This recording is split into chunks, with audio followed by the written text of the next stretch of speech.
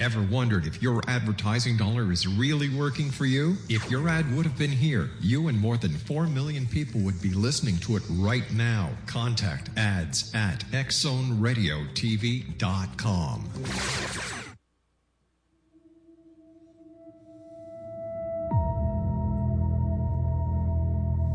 This hour on the X Zone.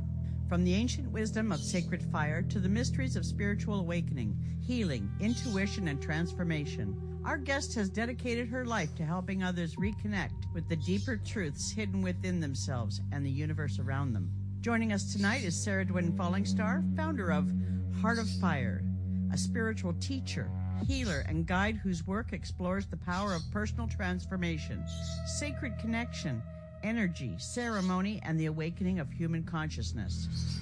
In a world filled with uncertainty, fear, and distraction, could the answers we seek already exist deep within us? And are we standing on the threshold of a new spiritual awakening? Tonight we journey beyond the veil and into the heart of the fire.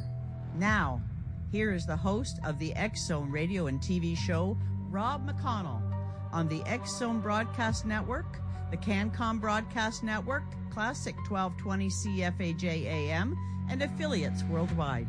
The X Zone is on the air.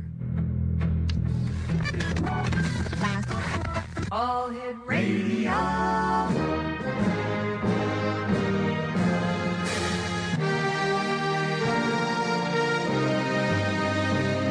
Welcome to the X Zone, a place where fact is fiction and fiction is reality. Now, here's your host, Rob McConnell.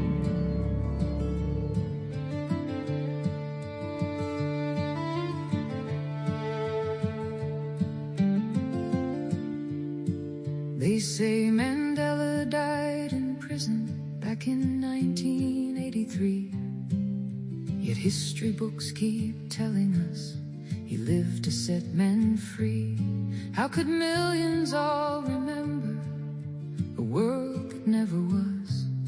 That single strange collective memory started all the buzz.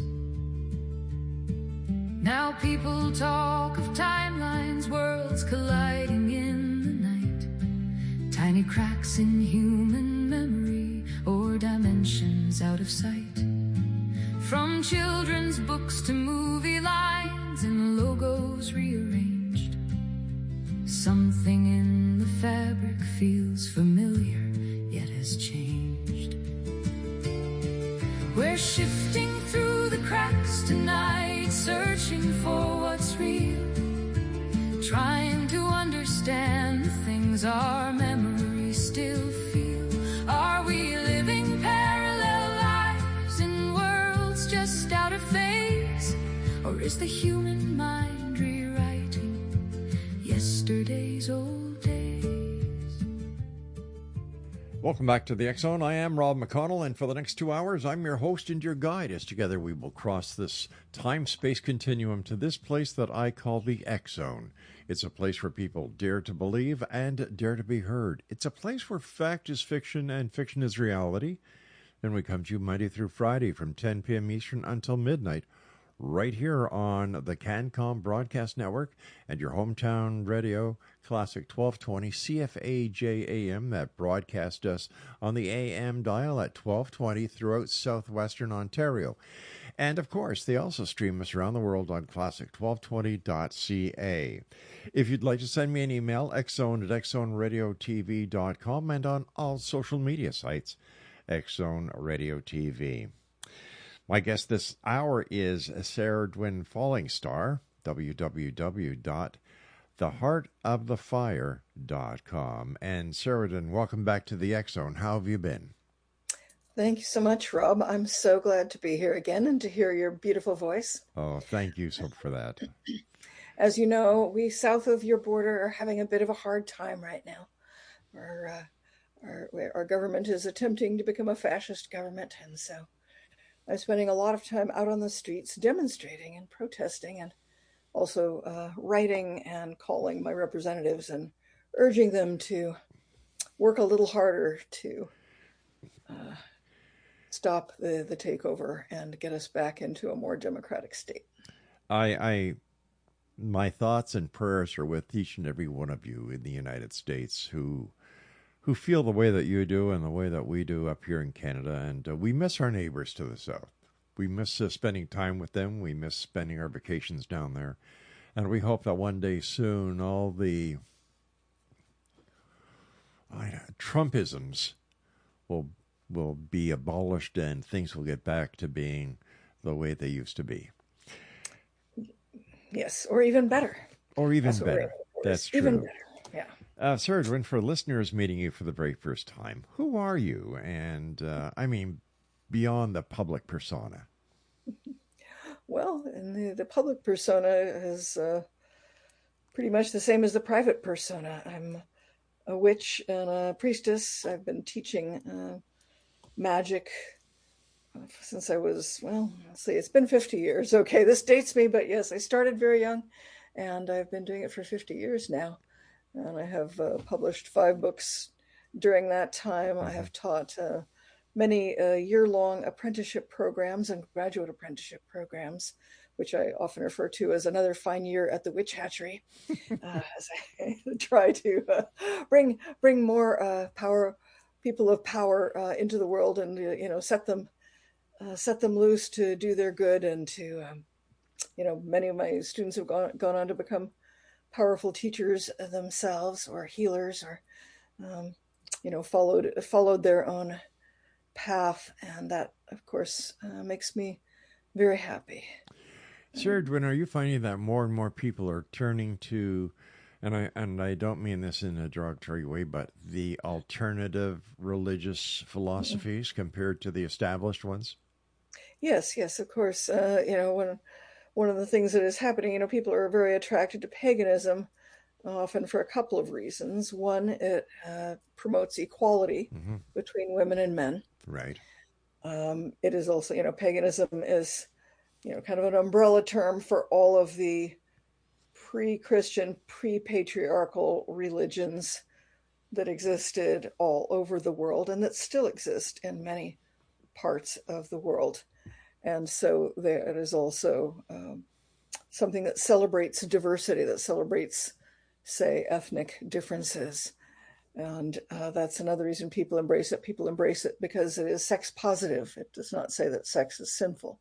It says that it's actually part of the path to power, that intimate contact is a path to enlightenment, a path to power, as with Tantra and other traditions of that sort, like the Cherokee Chulaki Kadoshka. Now, Serge, when your work blends spirituality, healing, and personal empowerment, how do these elements connect for you? I think, where, I used to say in my apprenticeship program, I would sometimes say, they came for the power, they stayed for the food.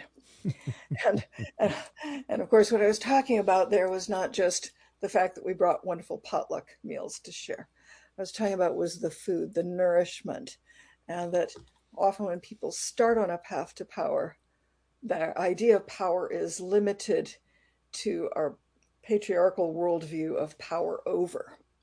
But when you explore it and you start experiencing power from within and power with, meaning having power with the other beings of the planet, you go out into nature and suddenly you realize everything's paying attention. Everyone knows you're there. The trees are awake. The birds are awake. Everyone's noticing and present. And when you get present, it's a whole new ball game. I always say, everyone in the forest looks at you when you get present and goes, "Hey, we got a live one," and they get excited. It's like, "Whoa, there's an awake human. Hey, let's talk to him."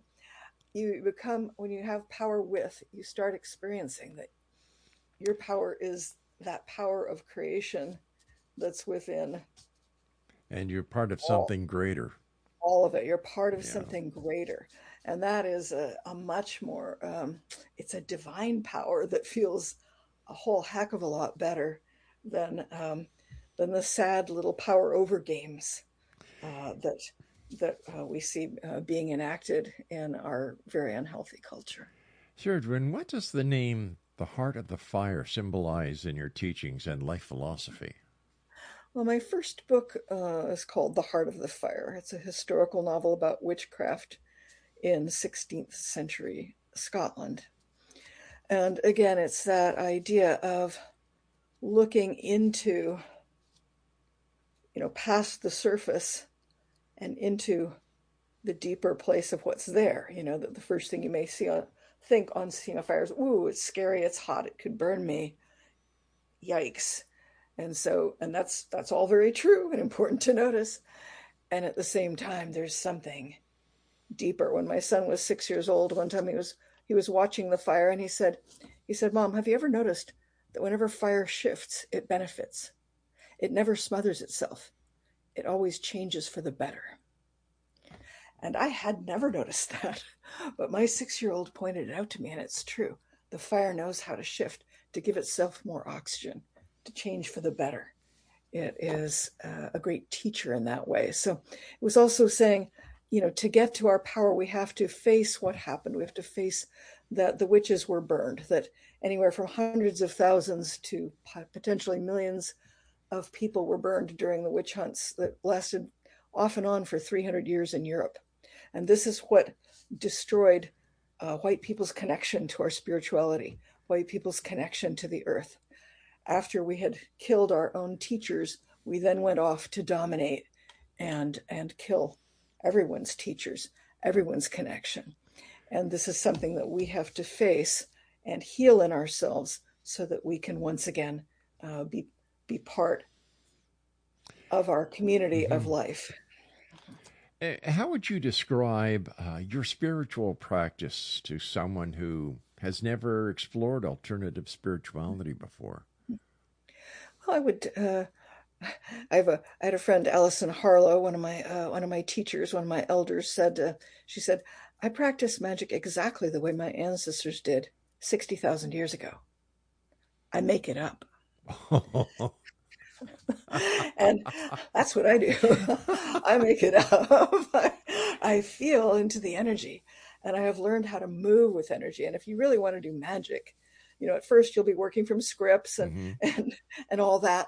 But when you get a little more secure and a little more experienced, then you learn how to move with the flow of energy. And then things start happening that are really quite extraordinary, quite amazing, things that you could never have made happen, but that you allow to happen by getting yourself into a certain mindset. So I would say, in my tradition, we cast a circle. That is to say, we create sacred space. We call the four directions: the east, which is air; the south, which is fire; the west, which is water; and the north, that is earth. We call above and below the goddess and the god, and we call the center. When we have established our sacred space, in other words, it's like a portable church. It's like a do-it-yourself church that you can put down anywhere you are. Then we start doing whatever the magic is that we've decided. Cerridwen, I hate to interrupt you, but I do have to take my break. Please stand by. Great having you back with us here in the X-Zone. I look forward to sharing the rest of my hour with you, so please stand by. So much. X-Zone Nation, our guest this hour is Cerridwen Fallingstar. Her website, www.theheartofthefire.com. We'll both be back on the other side of this break as we continue on the CanCom Broadcast Network and your hometown radio, Classic 1220 CFAJ AM, streaming us at classic1220.ca and broadcasting us live throughout southwestern Ontario on AM 1220. We're shifting through the cracks.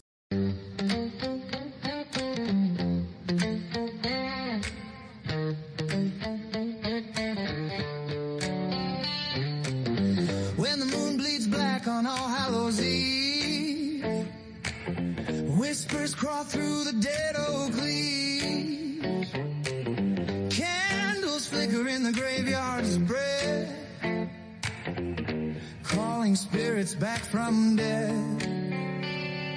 The witches are awake tonight, dancing around the firelight. Spells are cast, the veil is thin. Let the wicked feast begin. Screams will echo through the sky. You'll hear them laugh before you die. Run if you dare, make no mistake. The witches are awake.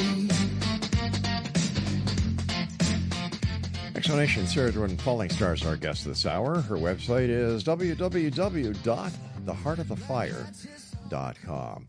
And I'm sorry I had to interrupt you as you were describing the circle, and there was north, south, east, west, and in the center, and that's where we dropped off, was the significance. Yeah, and I was just saying that after that point, you would just do whatever magic you came to do, whether it was to celebrate. We just had the holiday of Beltane, which is May Day. Yeah. So we just had our big Beltane celebration.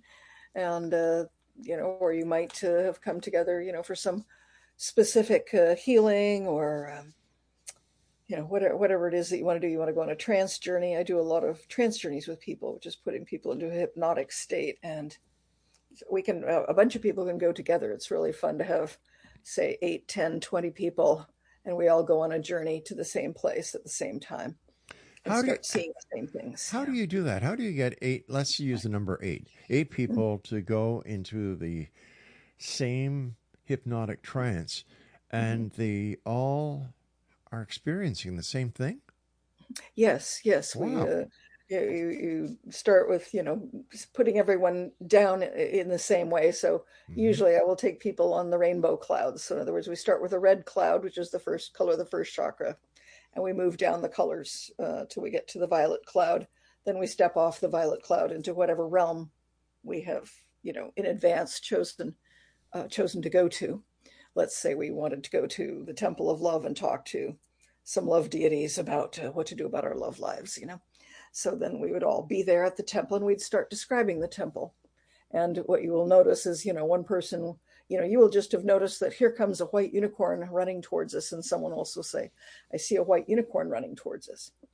So you realize, whoa, we really are at the same place at the same time. We're seeing all the same things and hearing all the same things. And it's my favorite thing to do. I just love going into trance with people. It's really a fun enterprise, and you learn all kinds of interesting things that way too. With all the experience that you have gathered over the years doing what you do, Cerridwen, why is it that witchcraft and Wicca has, up until now, had such a negative, people look at it as something sinister, something evil? Why the bad rep? Well, it's, for the same reason that, many people in Nazi Germany thought that Jews were killing Christian babies and using their blood to make matzah bread. Control. Right? It's because they were being programmed by the Nazis to think that. Although that particular calumny was much before the Nazis, it was something the Christians were saying about Jews. And when the Christian people took over in Europe, they couldn't exactly say, well, the pagans and the witches are wonderful people, but we want you to come to our church and not their church.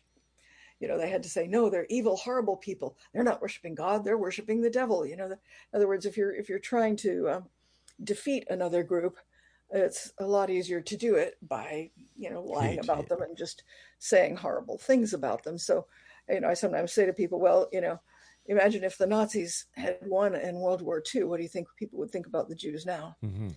And it's like, well, unfortunately, the Christians did win the war against the pagans in Europe. And so that's why the story of the witches being the scary people dominated, instead of that the people who burned people alive were maybe the really scary people in this story.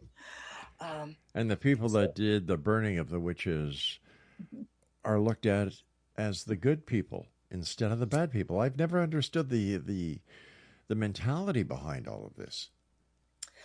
And it's also, it's fear of the feminine, the old ways, center around the mother goddess. And that shouldn't be a very scary image. No. But it was generally a very comforting image in all of the previous cultures. Even the dark goddess, the grandmother, who led people into death, was seen as, a loving grandmother who was just taking you off to rest, and then you'd be back and reincarnated later, and it would be fine. It really wasn't terrifying, but that changed as some of our mindset changed. People started thinking in more, is it good or is it bad? Is it black or is it white? Is it male or is it female? Is it right or is it wrong? Is it up or down? Yeah. Hot or cold? When we started using the binary for everything, then people started, seeing everything as well. It's if one of these things is good, the other one has to be evil, instead of that there might simply be two different ways of looking at the world. And so it's just been an unfortunate consciousness shift. And I believe that we're now in the process of shifting again into something that I think will be more integrated, where the right and left hemispheres of our brain will be working together in a much better way, and we'll be able to hold a lot more truth instead of seeing everything as black and white. Something That's positive to look forward to. I hope so. I think we have to have that. We have to imagine for ourselves a world in which, there's more love, there's more compassion, there's more critical thinking, there's more ability to sort out fact from fiction, and just more ability to tell what is a good thing and what is not so helpful, and that sometimes that requires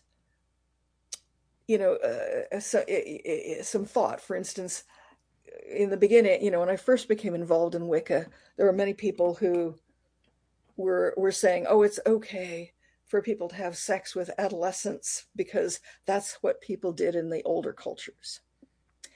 And I was one of the people very early on who's like, no, no, those are cultures, that you can't just cherry pick from those. That's right, cultures and say, oh, we're going to take this piece, because it just doesn't apply anymore to our current situation.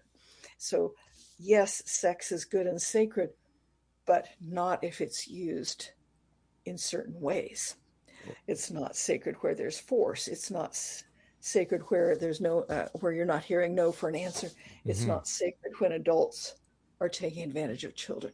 So it's like being able to see it, in a more nuanced way.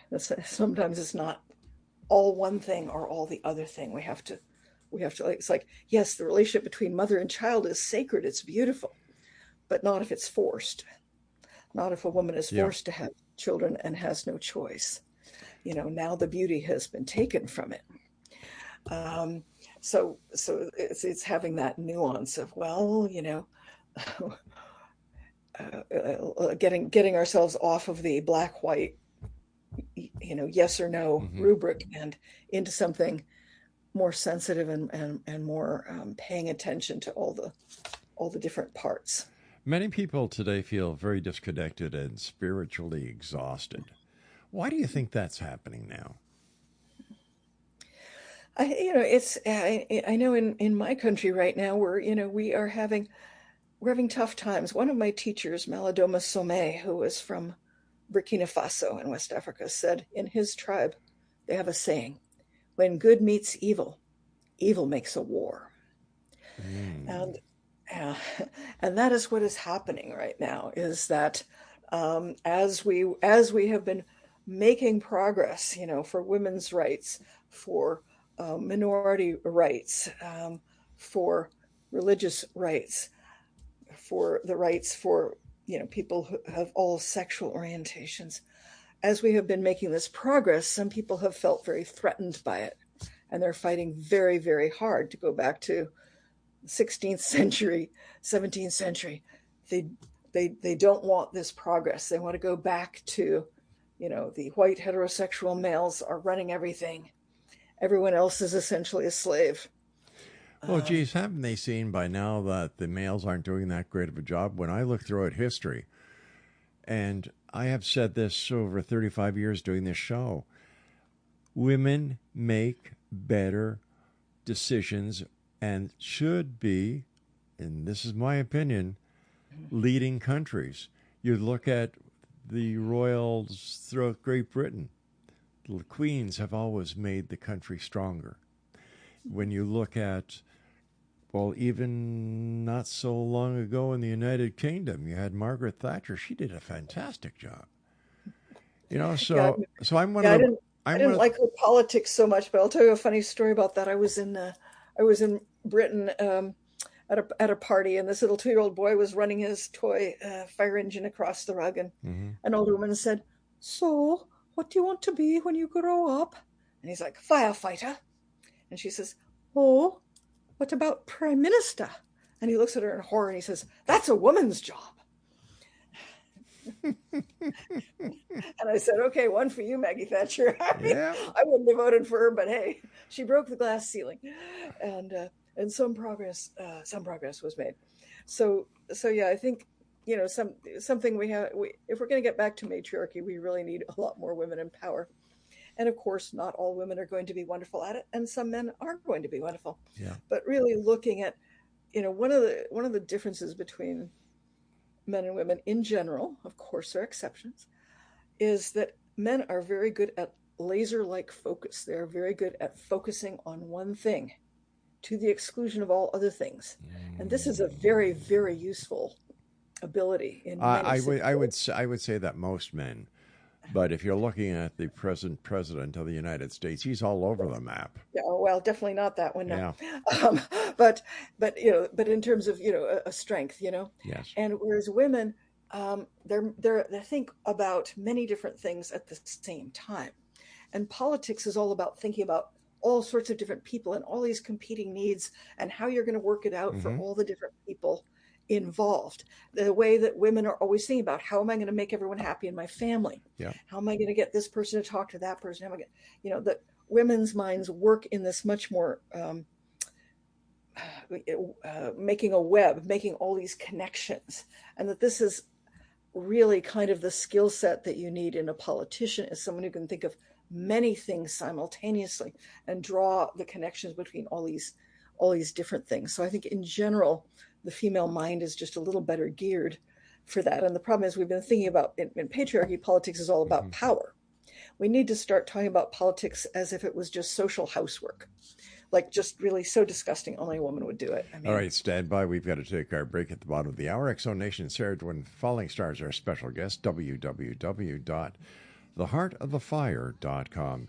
And we'll both be back on the other side of the short break as we continue here in the X-Zone from our broadcast center and studios in St. Catharines, Ontario, Canada, on the CanCom Broadcast Network, and your hometown radio, Classic 1220 CFAJ AM, that get us on the AM radio dial throughout southwestern Ontario and even into some of the parts of the United States.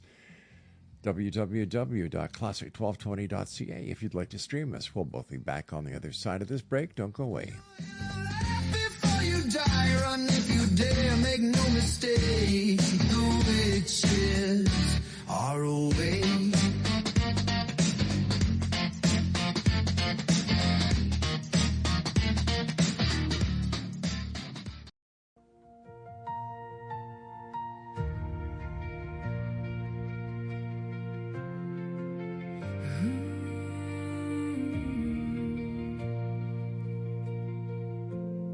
Inside this failing body,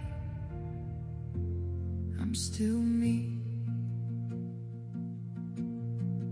Morning comes before I'm ready, pain already at the door. Legs feel heavy, vision blurry, can't move like I moved before. I shuffle down another hallway, counting every careful step. Back and hips scream like thunder, but there's still fire inside my chest. They see the chair, the length, the slowing. They see the naps I sometimes need, but they don't feel the silent battle or what it takes to simply breathe. MS has been my shadow soldier, marching with me all these years. And sometimes when the world keeps pushing, I break alone behind my tears. Inside this failing body, I'm still me, still a heart that loves so endlessly, still a mind that dreams at 3 a.m., still the same soul I've always... And welcome back. Cerridwen Fallingstar is our special guest. And Cerridwen, what role does nature play in healing emotional and spiritual wounds? Oh, yeah, I think, you nature is that sovereign healer. I mean, nature is our mother, she's kind of the original mother. And whatever relationship you have with the biological mother who birthed you, you can always go out in nature and feel that embrace of the mother, who is the nurturing and healing mother. And I do think that's that's one of the problems with living in cities but even in a city, just go to a park. There'll be enough nature, even in a park, to have a healing experience. Just take your shoes off, your socks off, and walk on the grass. Hug a tree. Right. Walk on the grass. Smell If there's flower, any water, put your hands in the water and let it run over your hands. Look around for some birds. Ask for a sign, and you'll always get one. We need to get back to basics. Yeah. It's we are. It's natural for us. Well, obviously, nature and natural.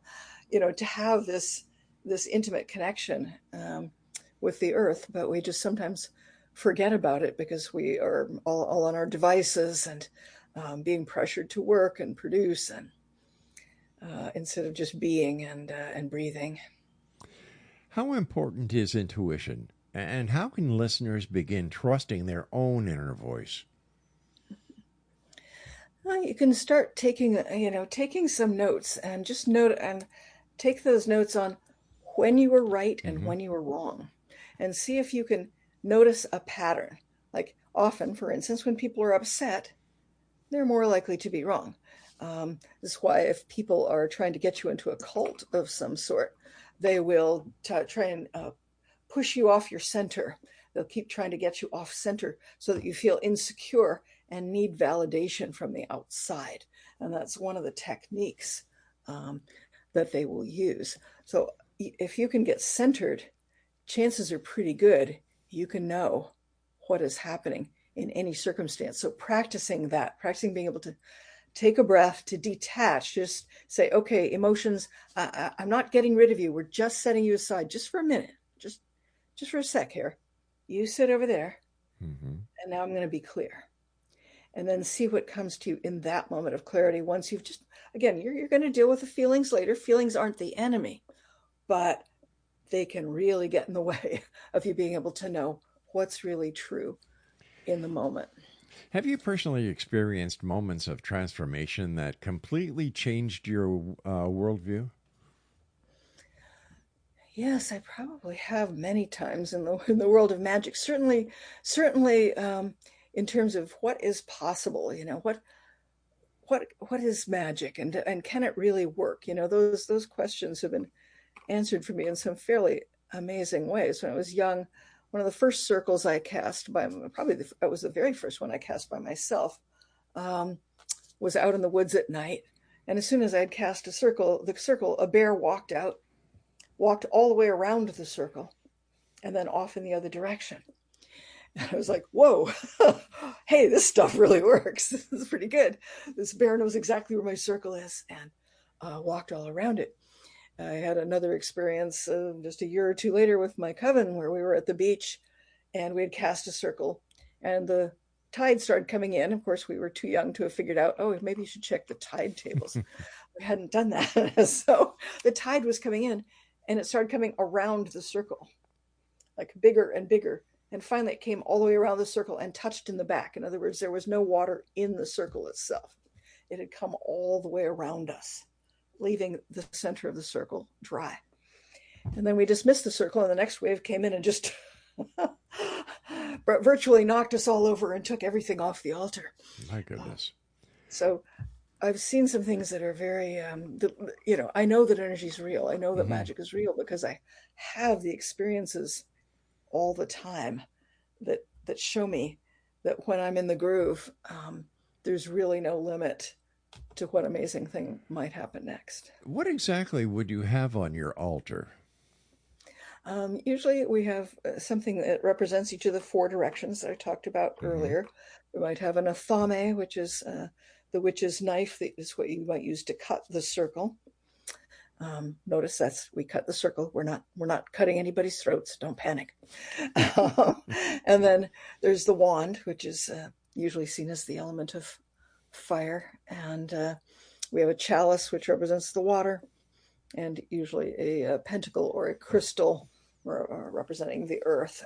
And of course, there could be all sorts of different things representing those four things. And then, of course, there's whatever might be seasonal.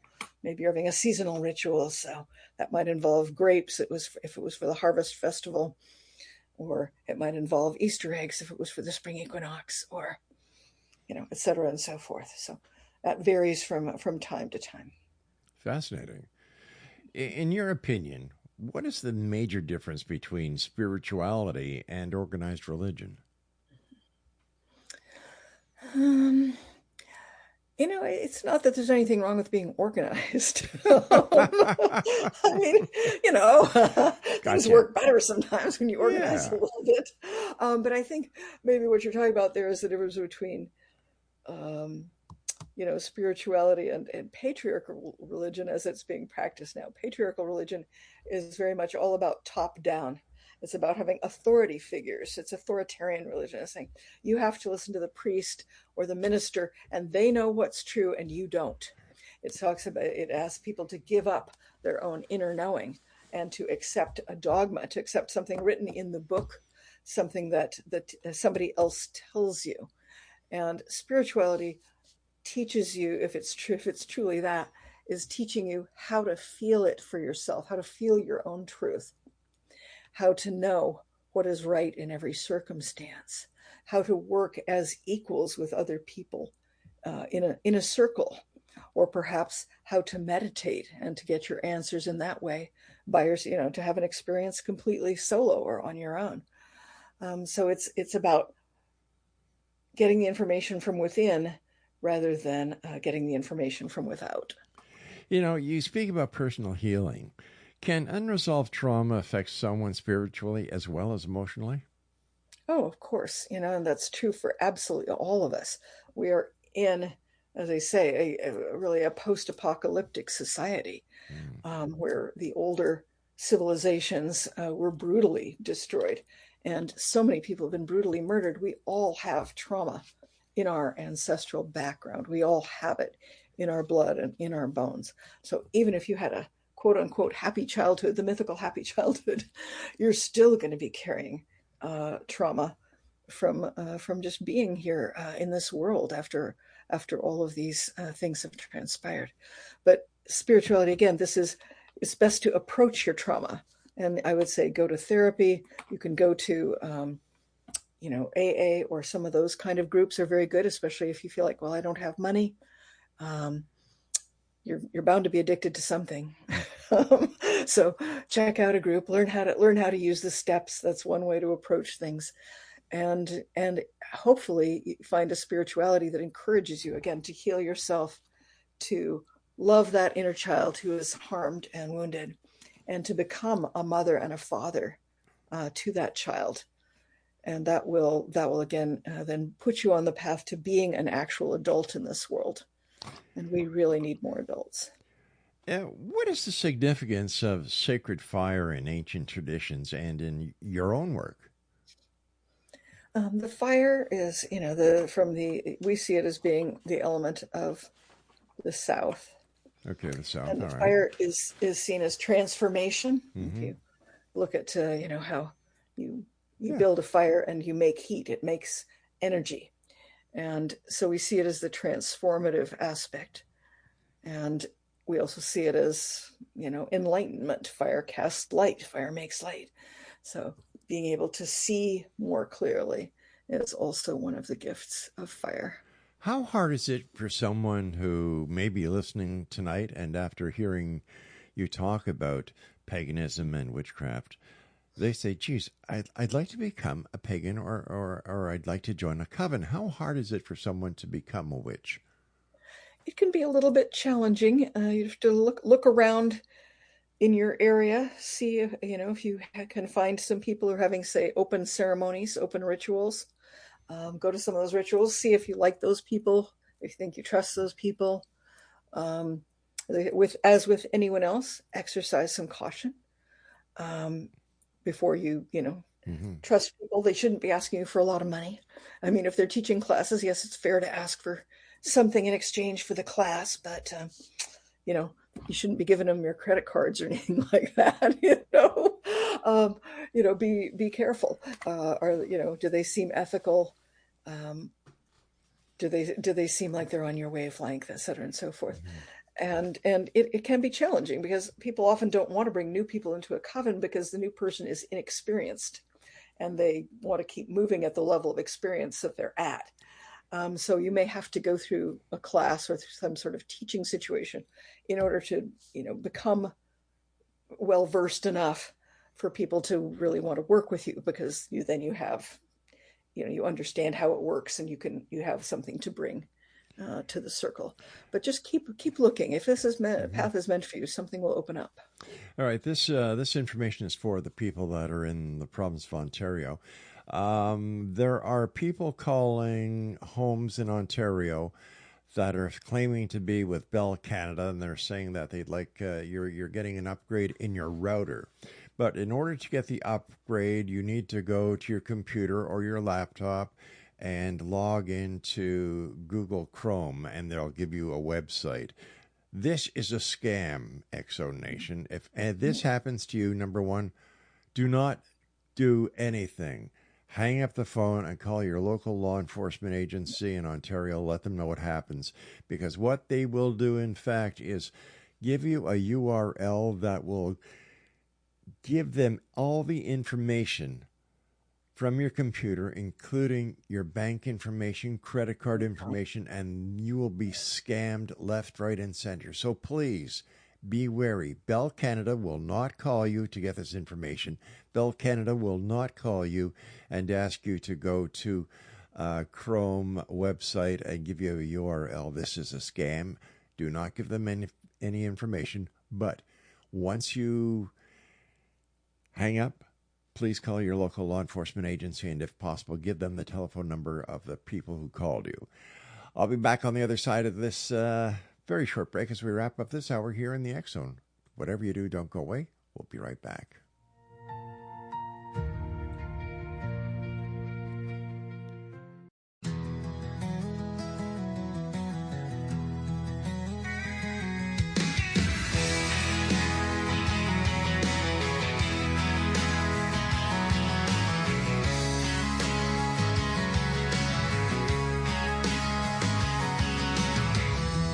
Late night signals whisper through the sky, stories of the unknown drifting by,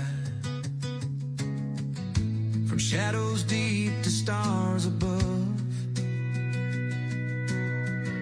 The truth and mystery, what we dream of. From a humble start on AM air, a voice in the night reaching everywhere. St. Catherine's heard that distant tone. Rob McConnell's voice, the X Zone. Through the years, through the miles, through the questions and the trials. Now we're back on 12:20 a.m. Classic sound, it begins again. CFAJ, your hometown radio, where the truth and the strange still flow. From Ontario skies to the great unknown, with Rob McConnell on the X Zone. And welcome back. Cerridwen Fallingstar is our guest this hour. Her website is www. Do you have your pencils and paper ready? Okay. www.theheartofthefire.com.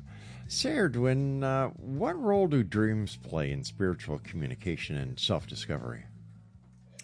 Oh, dreams are a wonderful way to get information. It's good before you go to sleep at night. Make sure you've got a little notebook and a pen or pencil, in your bed or just beside your bed on your nightstand. And then, as soon as you wake up, start writing down your dreams, because otherwise they'll disappear usually pretty quickly. But yeah, it is a great way for your subconscious to talk to your conscious, and just be aware that often it'll be using symbols, that what you're dreaming is probably not literal. Occasionally it will be, but usually it's going to be a little more symbolic. It's not uncommon for people to fear change. How can spiritual work help someone to move through their fear? Well, essentially, my second my second coven, we called ourselves the Holy Terrors, because we recognize that there's a kind of fear that means run away, but there's another kind of fear that means, whoa, Get we are excited, right yeah. on the edge of a big change, and if we take one more step, things are never going to be the same. And that's where sometimes we have to take that step into the unknown and face the facts that we don't really know what's going on, and that we need to be learning as quickly as we possibly can so that we can get to that next evolutionary level. What happens inside of a coven? People do magic together. Usually when the coven gets together, you first do magic and then you have check-ins, because if you start with check-ins, you're never going to get to the magic. So we get together, we have a plan. We do some of the magic that we have planned. Maybe it's a group trance, maybe it's a healing for someone who's had a particularly difficult time within the group. Someone's had an injury or a loss or something like that. We might focus on the needs of that one person. We might do a seasonal ritual. We might do something political. We might do political magic. We might do magic to try and say, stop somebody who is out preying on women. We might do a spell for them to be caught. That would be another possibility, something that has a real life effect in the world. And I have definitely seen those things come to pass. Obviously, you want to be very careful about doing what you might call a hex type of magic. Most witches either won't do it or will only do it under the most dire of circumstances, but most witches just don't choose to go in that direction, because it's basically like taking rat poison and waiting for the rat to die. Is a hex the same thing as a spell? No, a spell is like any kind of a prayer. So a spell is, say, a healing spell, or we do a spell for the woman to have a healthy birth, or we do a spell for a person to have a good result from their surgery, or to find the love of their life, or something like that. A spell is for anything you want. It's a prayer. It's basically just an active prayer. A hex is something where you are actually wishing for harm for someone. And that's something that people worry about and think that witches do a lot. But in reality, people who understand energy are pretty clear that that's not what they want to do, because the energy moves through you first. So if you're bringing some destructive energy out into the world, well, guess who's getting the first dose? That would be you. So once you understand energy, you're not too tempted in that direction. Where did the image of the witch on a broomstick come from? Like I've known many witches doing this show for the last 35 or 36 years, and they have been nothing but the kindest, sweetest, most wonderful people I have ever met.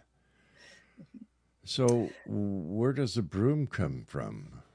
Well, the broom represents the union of male and female. You see, you have the end of the broom that looks phallic, and then you have the broom part that is like a woman's skirt. So it's the union of the masculine and the feminine. Symbolism. And people traditionally would jump over the broom during a marriage. The broom symbolized male and female, so it was traditionally used in a marriage, but it was also used to create ritual space, to clean anything negative out of the space. You would use the magic broom to do that, and then the space would be ready to start your magical action. I've also heard, and I don't know if this is true or not, but there's talk in our community that at one time, when witches were going off to, say, do a ritual in the woods, and it was the dangerous times where witches were being hunted, that they might take a broom with them, where the part that was hidden in the skirt-like part at the bottom was actually sharpened and could be used as a weapon if they were attacked. I don't know if that's true or not, but it would explain why they would be walking with their broom off into the woods. Was that they had a potential double use for it. Are there ancient teachings or traditions you feel modern society has forgotten but desperately needs to remember in these days? Oh, yes. I think most of it. I think one thing that desperately needs to be brought back is the love between men and women, and the deep respect for each other, and the union of male and female, and seeing that as as such an important part of our culture. And I don't mean, I don't mean that only heterosexuality is good. Please don't take it in that direction. But because the union of male female has to happen within us too.